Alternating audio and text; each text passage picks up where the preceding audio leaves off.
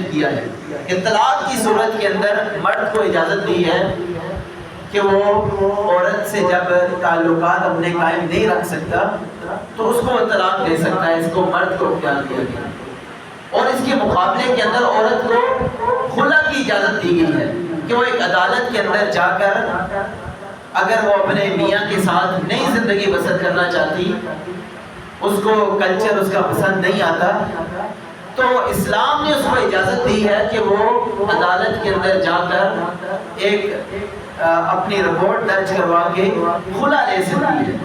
تو اللہ رب العالمین نے یہاں پر فرمایا کہ والمطلقات، وہ مطلقہ عورتیں یتربصن، جو طلاق یافتہ ہیں وہ روکے رکھیں بانفسہن، اپنے آپ کو ثلاثۃ قروء، 3 حیض تک.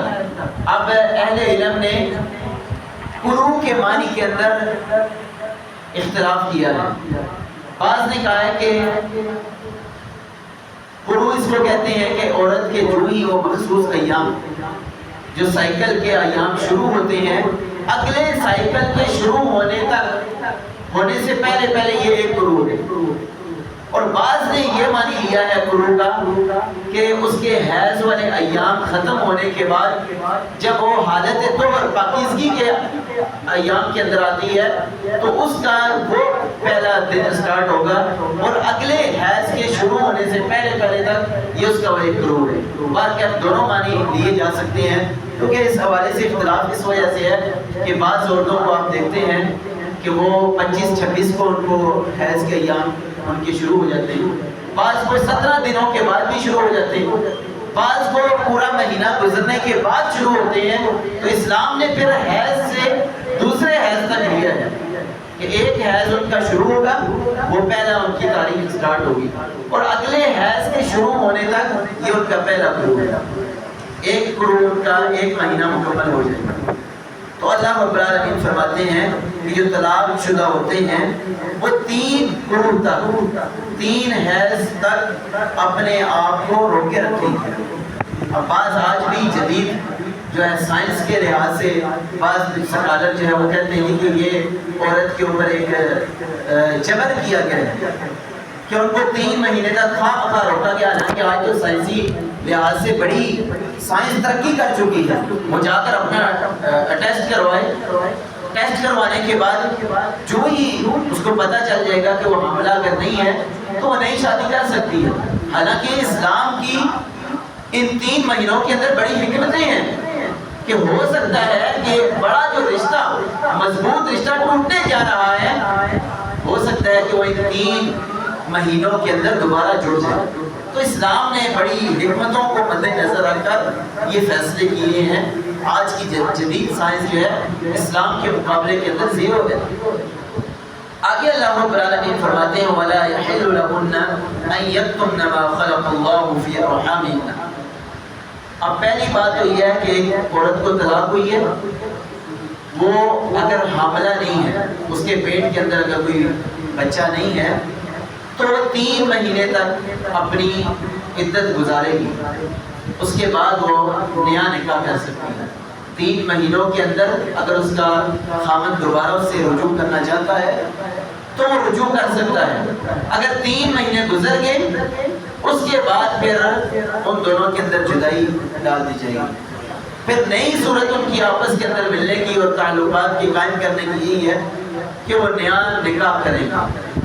نکاح کر کے پھر دوبارہ وہ آپس کے اندر میاں بیوی کے تعلقات قائم کر سکتے ہیں. ادروائز اگر 3 مہینے گزر چکے ہیں تو پھر ان کی جدائی ہو جائے گی، طلاق واقع ہو جائے گی. اب دوسری صورت کے اندر اسلام نے جو صورت بیان کی ہے کہ ایک عورت ایسی ہے کہ وہ حاملہ ہے، تو اس کی عدت یہ ہے کہ اس کا نکاح اس وقت ٹوٹے گا کہ جب اس کا وضع حمل ہوگا، جب بچہ پیدا ہوگا. اور بچہ پیدا ہونے کے بعد پھر لازمی بات ہے کہ وہ فوراً تو نکاح نہیں کر سکتی. 40 دن تک جو نفاس کا اس کا خون ہے وہ جب گزر جائے گا تو اس کے بعد جو ہے وہ نیا نکاح کر سکتی ہے. ادروائز تو اللہ رب العالمین نے یہاں پر فرمایا کہ وَلَا يَحِلُّ لَهُنَّ يَكْتُمْنَ مَا خَلَقَ اللَّهُ فِي أَرْحَامِهِنَّ. اب ظاہر بات ہے کہ لازمی بات ہے کہ وہ عورت کا ایک ذاتی معاملہ ہے کہ وہی بتا سکتی ہے کہ میں حاملہ ہوں یا میرے پیٹ کے اندر بچہ ہے کہ نہیں. تو اس لیے اللہ رب العالمین نے یہاں پر عورتوں کو پابند کیا ہے کہ عورتوں کو چاہیے کہ وہ اس بات کو نہ چھپائیں کہ جو اللہ تعالیٰ نے ان کے رحم کے اندر پیدا کر دیا ہے وہ اس معاملے میں کسی بات کو بھی نہ چھپائیں، بلکہ ان کو ظاہر کریں، سامنے رکھیں کہ اگر ان کے پیٹ کے اندر بچہ ہے تو وہ بتائیں کہ ہمارے پیٹ کے اندر بچہ ہے، ہمارے 3 مہینے نہیں ہے بلکہ وضع حمل تک ہماری عدت بنتی ہے. ان کن یؤمن باللہ والیوم الآخر. آگے اللہ رب العالمین نے پھر فرمایا وَبُعُولَتُهُنَّ أَحَقُّ بِرَدِّهِنَّ فِي ذَلِكَ إِنْ أَرَادُوا إِصْلَاحًا. لیکن ان کے شوہر زیادہ حق رکھتے ہیں رجوع کرنے کا، یعنی اگر 3 مہینوں کے اندر وہ رجوع کرنا چاہتے ہیں تو وہ رجوع کر سکتے ہیں، یا پھر عورت حاملہ ہے تو وضع حمل سے پہلے تک اگر وہ ارادہ اصلاح رکھتے ہیں تو ان کے شوہر ان سے رجوع کر سکتے ہیں، کوئی اس کے اندر قباحت نہیں ہے. لیکن اس میں یہ بات لازمی بات یاد رکھیے گا کہ بعض عورتیں ہوتی ہیں جو عمر رسیدہ ہوتی ہیں اور ان کے حیض والا جو سائیکل والا سسٹم ہوتا ہے وہ ختم ہو جاتا ہے، تو اس کے اندر اسلام نے پھر یہ قید نہیں رکھی کہ وہ 3 حیض گزارے گی، بلکہ اس کے لیے حدیث مبارکہ کے اندر آتا ہے کہ وہ 3 مہینے گزارے گی. سمپل جن عورتوں کو جو عمر رسیدہ ہوتی ہے حیض نہیں آتا تو وہ صرف 3 مہینے گزارنے کے بعد نیا نکاح کر سکتی ہیں، ان کو حیض کا کوئی انتظار نہیں کرنا پڑے گا. اسی طرح ایک عورت وہ ہے کہ حدیث مبارکہ کے اندر آتا ہے کہ ان کا نکاح ہوا ہے، اس کا نکاح ہو گیا، لیکن نکاح ہونے کے بعد جو میاں بیوی کے خاص تعلقات ہوتے ہیں خلوت کے اندر وہ قائم نہیں ہوئے، اس سے پہلے ہی طلاق کو واقع ہو چکی ہے، تو پھر اس کے لیے عدت یہ 3 حیض نہیں ہے، بلکہ جو ہی طلاق واقع ہوگی وہ اس کے بعد نکاح نیا کر سکتی ہے. اس کے لیے بھی یہ بات ضروری ہے کہ وہ 3 مہینے یا 3 حیض انتظار کرے گا. آگے اللہ رب العالمین نے فرمایا وَلِلرِّجَالِ عَلَيْهِنَّ دَرَجَةٌ.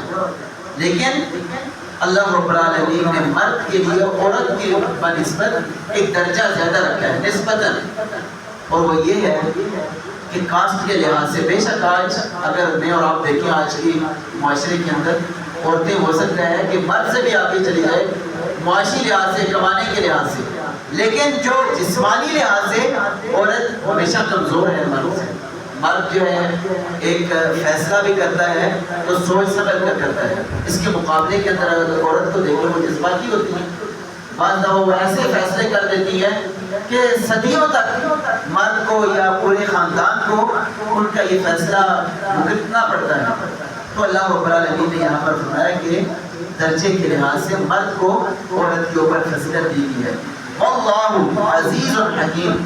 آگے اللہ رب العالمین نے یہ بڑا ہی پیارا جملہ بیان فرمایا ہے کہ اللہ تعالیٰ کی یہ سارے فیصلے جو تم نے پیچھے سنے ہیں یہ بڑی حکمت کے اوپر مبنی ہے.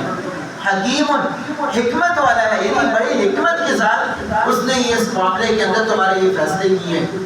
لیکن اگر تم ان فیصلوں کے اوپر عمل پیرا نہیں ہوگے تو واللہ عزیز، پھر جان لو اللہ غالب ہے، وہ تم سے اس کا بدلہ لے سکتا ہے. اس کی تدبیر بڑی جو ہے اس کے تمہارے فیصلوں کے مقابلے کے اندر بڑی سخت ہے. جان لو کہ اللہ غالب ہے، وہ تم سے انتقام لے سکتا ہے. اور اللہ رب العالمین سے دعا کرتے ہیں اللہ رب العالمین جو کچھ سنایا مجھے اور آپ کو عمل کرنے کی توفیق عطا فرمائے. آمین وآخر دعوانا الحمد للہ رب العالمین.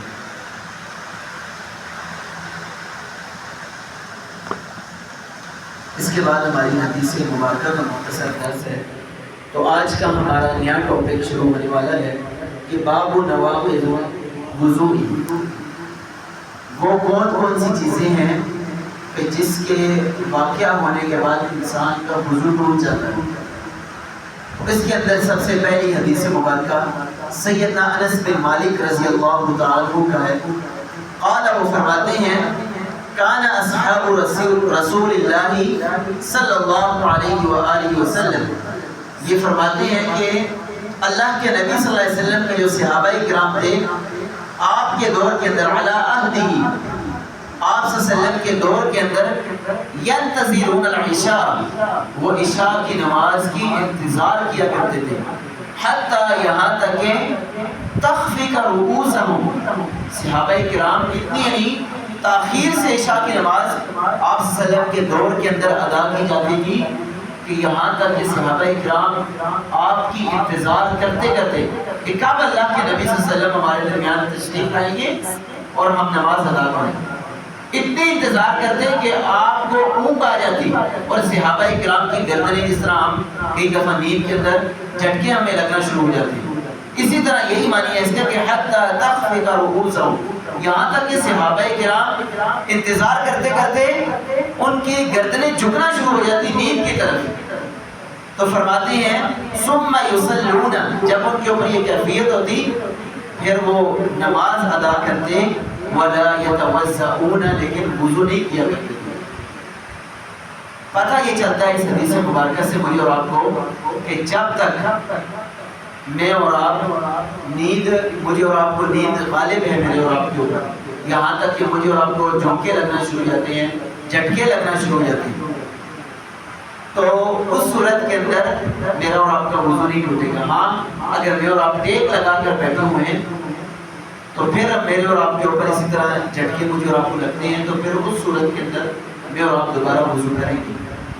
ادروائز اگر ٹیک نہیں آپ کو لگی ہوئی اور آپ اسی طرح بیٹھے ہوئے ہیں بغیر ٹیک کے اور آپ کے اوپر اسی طرح نیند غالب ہے اور آپ کو بار بار مسلسل یہی جھٹکے لگ رہے ہیں نیند کی وجہ سے، تو اس صورت کے اندر آپ کو دوبارہ وضو کرنے کی کوئی ضرورت نہیں ہے، اسی کے اندر آپ نماز ادا کر سکتے ہیں جس طرح کے صحابہ کرام کے یہ عمل میرے اور آپ کے سامنے ہیں، آپ صلی اللہ علیہ وسلم کے زمانے کے ہیں۔ اللہ رب العالمین مجھے اور آپ کو عمل کرنے کی توفیق عطا فرمائے۔ آمین وآخر دعوانا الحمدللہ رب العالمین۔ کلاس کے حوالے سے